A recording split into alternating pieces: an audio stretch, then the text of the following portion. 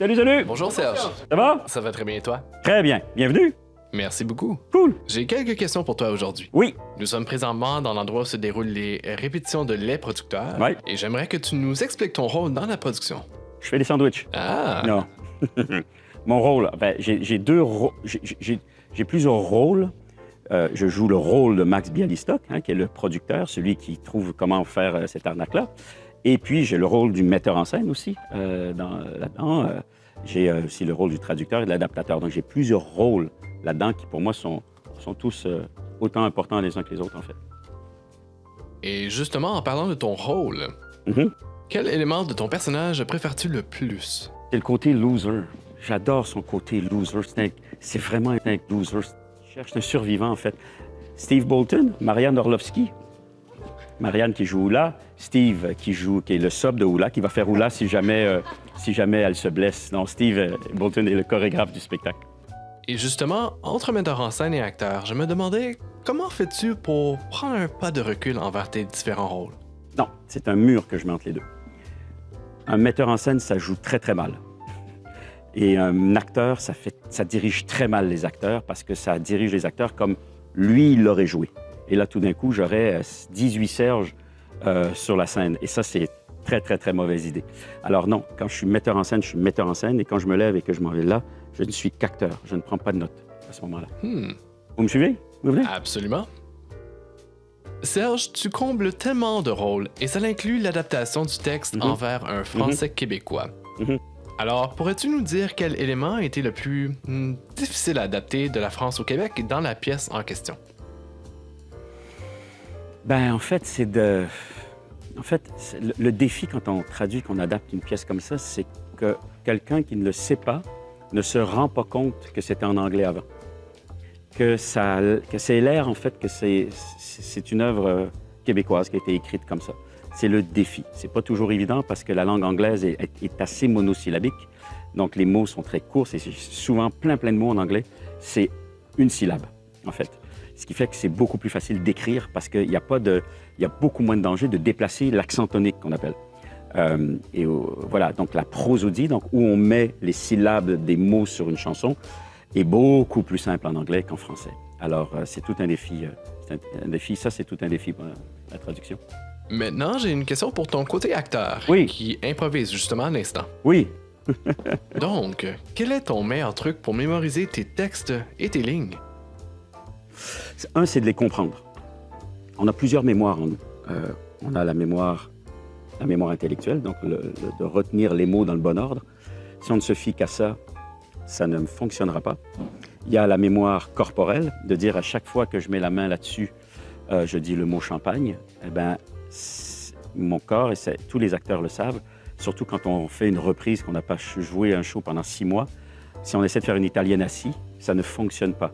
On se lève, on fait juste les mouvements en même temps, et du moment que je mets ma main là-dessus, je fais champagne. Parce que mon corps a participé à ça, il a une mémoire du corps. Il y a la mémoire émotive aussi, c'est-à-dire dans quel état je suis quand je dis ce mot-là. Ce qui fait qu'à un moment donné, si on est dans l'écoute de l'autre, l'état émotif de la scène va nous rappeler le texte. Il y a la mémoire visuelle aussi, ou la façon dont est écrit le texte aussi. Des fois, il y a des trucs comme ça. Et il y a des trucs mémotechniques aussi pour se souvenir de... Exemple, à un moment donné, je fais encore des soirées de première, encore Max écrit en lumière, encore la plus belle des carrières, encore devenir populaire, donc la plus belle des carrières, devenir populaire, encore Jérôme Ferrer. Jérôme Ferrer est un chef populaire au Québec. Encore l'été, jamais l'hiver, parce que Jérôme Ferrer, je m'imagine sur la terrasse, là-bas. Encore champagne, plus jamais bière, parce que sur la terrasse, je bois quoi? Champagne et bière. Encore les plaisirs de la chair, Jérôme Ferrer, champagne, bière. Comment ça s'appelle? Qu'est-ce que je viens de dire? Les plaisirs de la chair. Encore les voyages en première, encore la mer plus le désert. Donc les voyages, la mer, le désert. Voilà. Donc c'est des trucs mémotechniques où il faut faire des liens entre les choses, savoir pourquoi on les dit, à quoi ça s'ancre en nous. Et à ce moment-là, on peut jouer librement et pas être dans sa tête en train de flipper des pages de texte. Et on voit, c'est des trucs mémotechniques qu'on appelle. Ouais. Je dis ça comme ça, mais clairement, on parle à quelqu'un qui a peu d'expérience et qui n'a absolument aucun truc pour mémoriser ses lignes. Et on quitte avec la dernière question pour toi. Oui. Cette fois-ci, ma question s'adresse à l'ensemble de tous les volets que tu couvres dans la production de Les Producteurs. Combien d'heures travailles-tu par jour afin de réussir à combler tous les rôles? Trop! Ben, en fait, quand je tombe quand je monte un show comme ça, c'est un sacerdoce.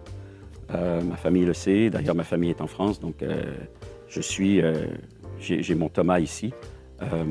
Je suis complètement, Thomas qui est mon fils de 21 ans, je suis complètement dédié, complètement enfermé là-dedans. Je pense que ça, voilà. Ce qui fait que les heures de sommeil sont courtes.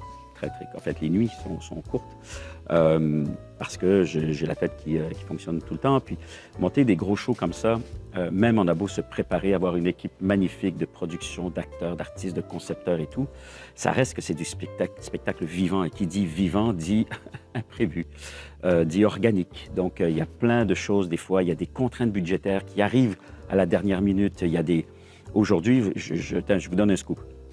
Un des personnages arrive dans mon bureau à un moment donné, il tire. D'accord? Il tire des balles.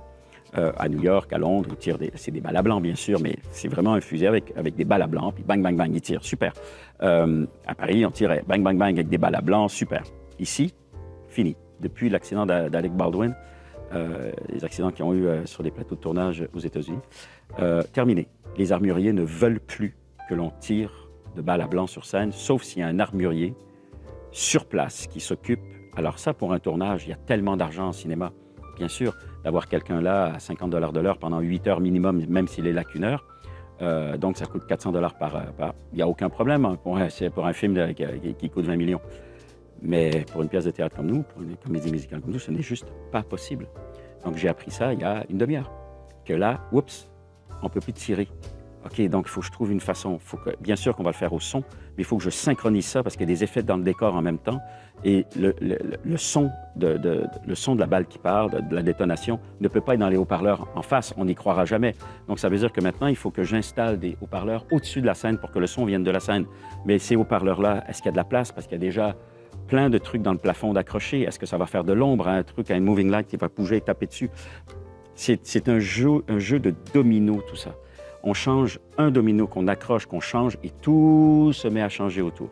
Et c'est mon travail, en fait, de veiller à ce que tous les impacts et de tenir l'équipe au courant de tout ça.